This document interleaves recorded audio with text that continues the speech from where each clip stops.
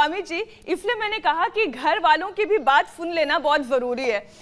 Corona से जंग में योग और ध्यान और आयुर्वेद का हम लगातार जिक्र करते आए हैं स्वामी जी। 3-4 तस्वीरें पड़ोसी देश यानी चीन से ऐसी आई हैं जो डराती हैं। कोरोना से हाल बहुत बुरा है और लोग बचने के लिए अच्छी बात यह है कि योग कर रहे हैं। देखिए ना, जल नीति की तस्वीरें भी आ रही हैं। ये बात अब सबको समझने की जरूरत है। जो लोग योग नहीं कर रहे हैं उन्हें शुरू कर देना चाहिए जी। और देखो, अब जैसे कोई बैठा बैठा अब ये कर रहा है, तो देखो अब स्वामी रामदेव का पेट देखिए, liver, spleen, intestine, pancreas, uterus, ovary, लार, हाथ, पैर, दिल, दिमाग सब गतिशील हो रहे। अब देखो, अब मोटापा भी नहीं रहेगा। स्थित कोणासन, ये चक्की आसन, अब ये छोटे छोटे अभ्यास जो हम बताते हैं, अब पूरी दुनिया योग के शॉर्ट वीडियोस खोज रही है। अब इसलिए मैंने पहले तो बड़े बड़े वीडियोस थे, अपने 40-40 मिनट के वीडियोस थे इंडिया टीवी के भी, और मैं तो 50 सालों से इस अनुष्ठान में लगा हूं। तो अब कहते कि 5-5 मिनट का योग कर लो। तो देखो, अच्छा स्वामी जी, ये चक्की चलाने से चक्की आसन, पेनक्रियास और लिवर भी ठीक हो जाते हैं, किडनी पर भी इसका पूरा असर मिलता है। हाँ, pancreas, liver, kidney, intestine, uterus, ovary, prostate, lung, heart ठीक होते हैं। अर्धलासन, पादवृत्तासन, ये करने से पूरा वेट ही कंट्रोल नहीं रहता, पूरी बॉडी की एमआई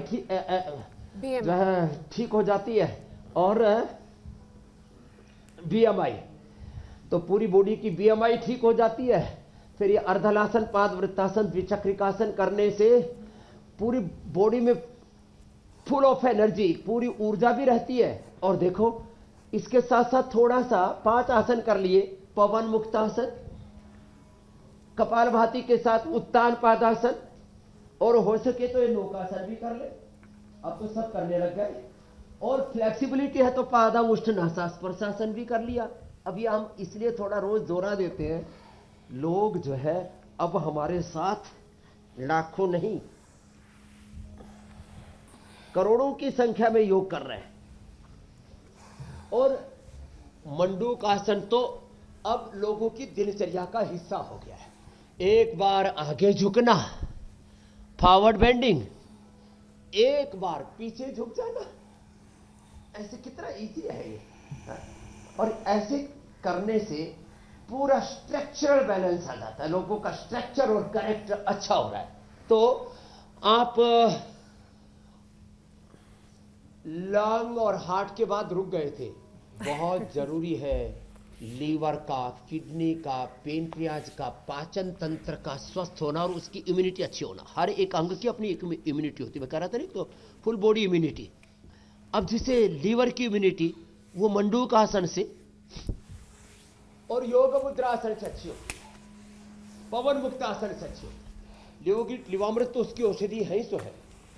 किडनी की इम्यूनिटी, साथ साथ लीवर के साथ साथ किडनी की इम्यूनिटी, उसके लिए रिनोग्रिट तो औषधि हम देते ही हैं। गोखरू का पानी, गोखरू पुनर्नवा का पानी, या गोक्षरादि, गुग्गुल, पुनर्नवादि, मंडूर, रेनोग्रिट आदि देते हैं। नीम के पत्ते, पीपल के पत्तों का रस भी लाते हैं किडनी के लिए। लेकिन ये जबरदस्त है, ये जो अभी हम अभ्यास बता रहे हैं, देखो योग मुद्रासन। अब नहीं तो मंडूकासन भी पूरा ना कर पाए, योग मुद्रा से भी नहीं कर पाए, तो वक्रासन तो कर ही लेते नहीं, कितना अच्छा है। अब इसमें अर्धमत्स्येंद्रासन, ज्योत्सना जी तो बहुत ही अच्छा कर रही, पूजा जी भी ट्राई कर रही है। और अर्धमत्स्येंद्रासन तो हम कर लेते हैं, आप वक्रासन कर लो मीनाक्षी जी। अब ये liver, spleen, pancreas, uterus, ovary का ठीक होना बहुत जरूरी, उनकी भी इम्यूनिटी है। हर एक ऑर्गन की अपनी इम्यूनिटी होती है। अब इसी तरह से ये नाक की भी अपनी एक इम्यूनिटी होती है, वो अणु तेल से अच्छी होगी। आंख की भी अपनी इम्यूनिटी होती है, वो जलनेति सूत्रनेति के साथ साथ त्रिफला आईवास से अच्छी होगी। और दृष्टि सो में डालें, कान के अंदर भी अणु तेल डाला जा सकता है। वैसे तो ईयर ग्रिट हमने ड्रॉप भी बना दिया है, उससे कान के ऊपर कोरोना का असर नहीं होगा, आंख के ऊपर कोरोना का असर नहीं होगा, नाक के ऊपर कोरोना का असर नहीं होगा। बताओ, छोटी छोटी बातें। और मतलब ये हुआ स्वामी जी, दांतों की भी अपनी एक इम्यूनिटी होती है, इसलिए नीम के दातुन, बबूल के दातुन क्या करें, गन्ना चूसा करें। अब गन्ना जो है ये दांतों की इम्यूनिटी के लिए जरूरी है। आपने तो खूब कई कई क्विंटल रगड़ रखे होंगे मेरे भाई हुसैन जी। गन्ना ये दांतों की इम्यूनिटी के लिए जरूरी है, और दिमाग की इम्यूनिटी के लिए अच्छा विचार जरूरी है, अच्छा संस्कार जरूरी है। और दिमाग की इम्यूनिटी तो गाय का घी खाने से भी बढ़ती है। गाय का घी नहीं तो ओमेगा खाते, न्यूट्रीला ओमेगा भी हम उपलब्ध कराते, सीबकथोन भी उपलब्ध कराते। तो हर एक अंग की अपनी इम्यूनिटी होती है। स्वामी जी, हमारी वाली जनरेशन ने तो खूब गन्ना चबाया है, लेकिन मुझे बड़ा डर लगता है ये जो नेक्स्ट जनरेशन है ना, वो पता नहीं गन्ना कभी चबाएगी या नहीं चबाएगी, क्योंकि लोग धीरे धीरे अपनी पहले 32 दांत बोलते थे मीनाक्षी हाँ, जी, हाँ। हुसैन भाई, ज्योत्सना जी।